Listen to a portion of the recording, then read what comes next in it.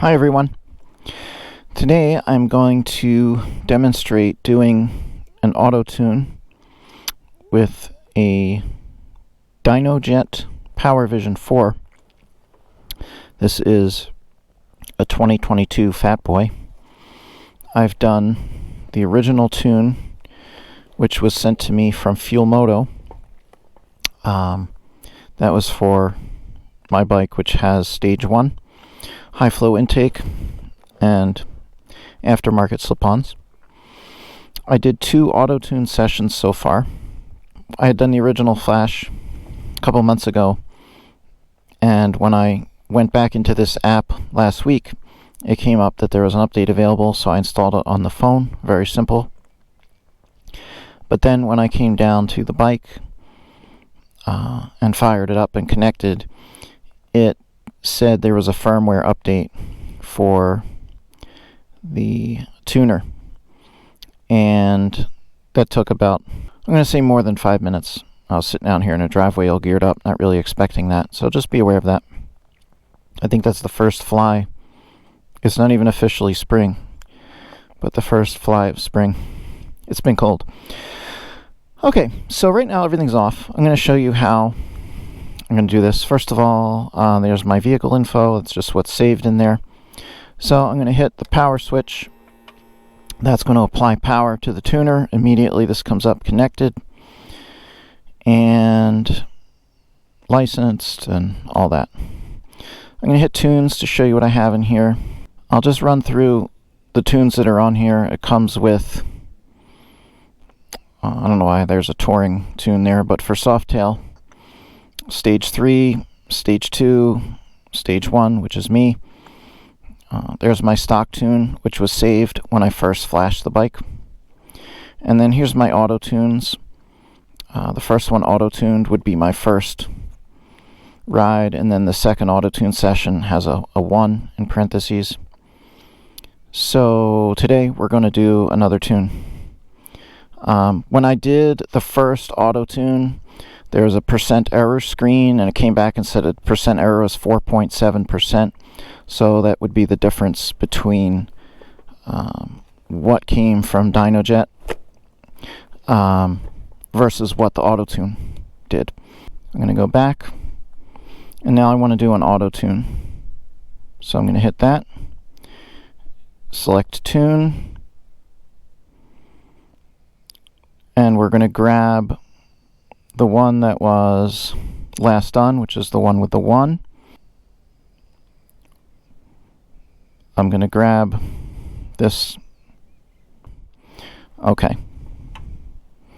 So just tap on it. Select for auto-tune. I'm not touching anything in this default screen. I'm doing auto-tune basic because I just have the basic stock O2 sensors. Now it's going to flash this file to the bike, and what it's doing in essence is it takes your tune file and it changes up a bunch of parameters and puts it in a mode ready for auto-tune. So when you're done, you want to make sure to flash back your newly modified auto-tune results, your new tune to the bike. Okay. Now, turn off. We're completed. Turn the bike off. So now, that brings us to this screen. Now, before it will start collecting any data, the bike needs to be warm. It's got to hit a certain threshold. Okay, flip on the on button. And I've noticed it can take a little time for this screen to sync up. We're going to start the bike.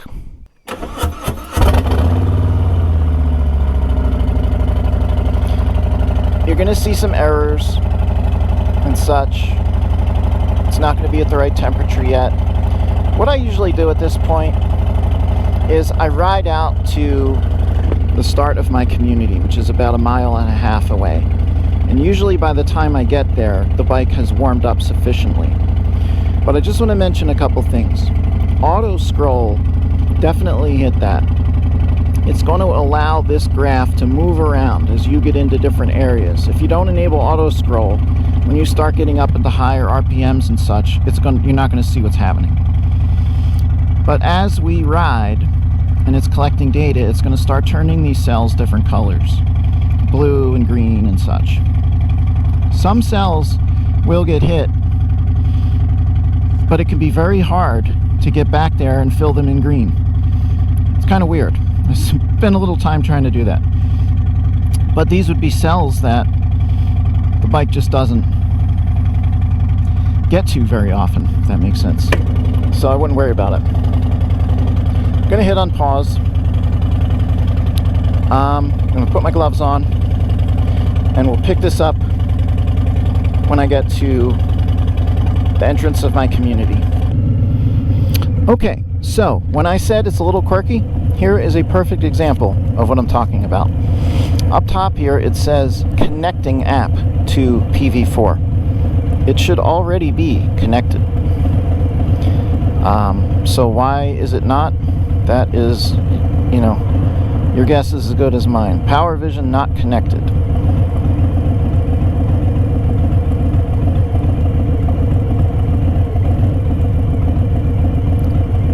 Now it says connected.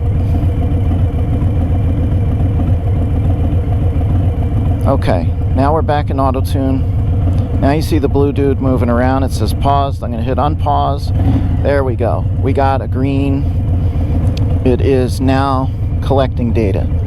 So I know this is probably not going to be real easy to see, unfortunately, because of the sun and angle and everything. But as I ride, you'll see it start filling in cells.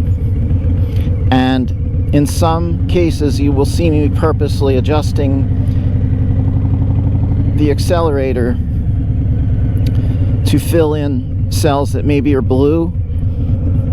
There's a light blue and a dark blue, which means it has recorded some data, but I believe you need 5 hits of data to light it up green.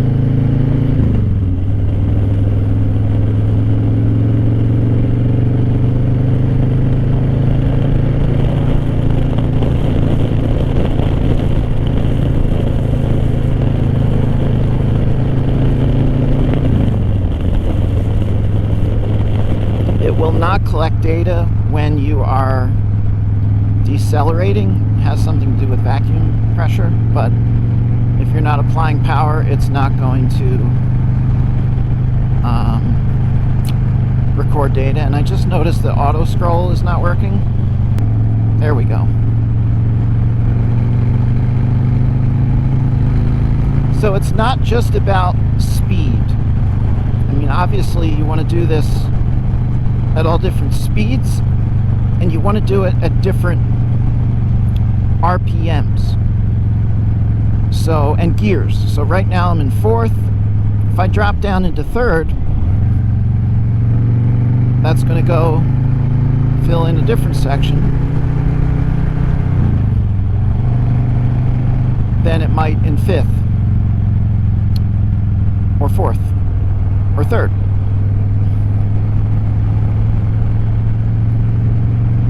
We haven't really done much in the low RPMs and low throttle position because we just came out of that community and boom, we're doing 40, 50 miles an hour. But we'll get back to that. No one's behind me, like right now. I'll slow down, drop down to some lower gears.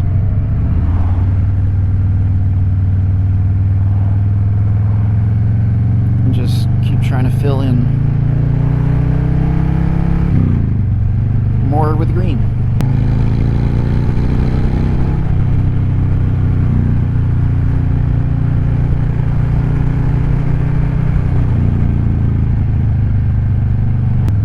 There you go. Sometimes you got to play around a little bit to get it to fill in certain spots. And eventually you get to a point where you've pretty much covered the cells for a normal ride on the bike. I mean, obviously I don't normally ride like this.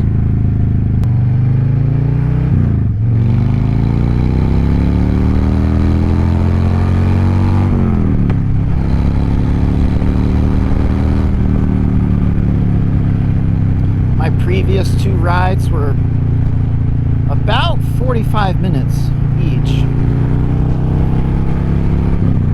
which is kind of long. They recommend about 20 minutes. There's a police barracks close by here. You certainly don't want to get pulled over for what they might think is some kind of exhibition riding or something. Well, officer, I'm doing an auto-tune session. They probably don't teach what that is in the police academy. And then the other thing is you might want to do some wide open throttle.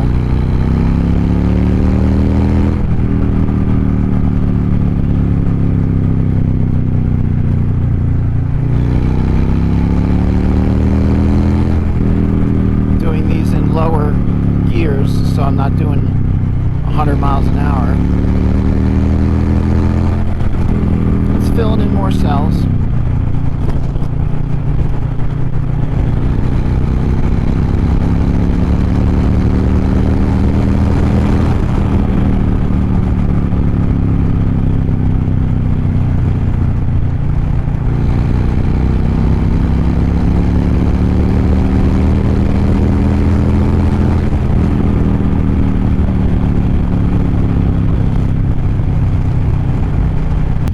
If this were my first or second run, I would be staying out and being more aggressive about getting those blues to turn green.